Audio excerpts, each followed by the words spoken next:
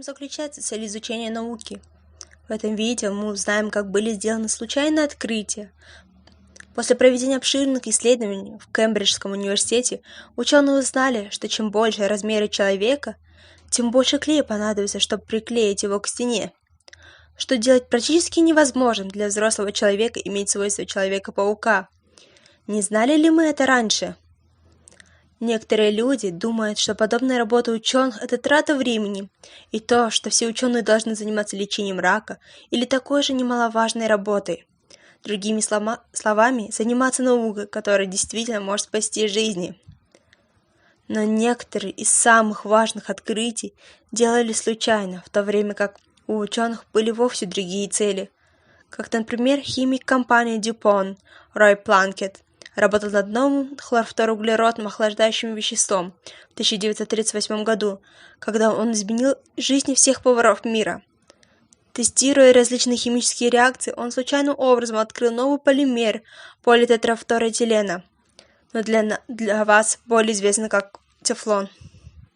Сахарин, искусственный подсластитель, был найден русским ученым, который забыл помыть свои руки после рабочего дня.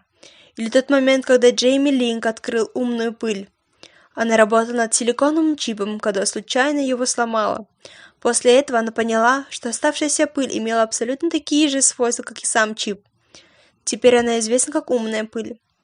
Она имеет много применений. Они как маленькие детекторы, запрограммировав которые можно определить вещества на токсины в окружающей среде, или они могут быть использованы как при установлении медицинских диагнозов. Одно из самых важных открытий – это открытие пенициллина в 1928 году.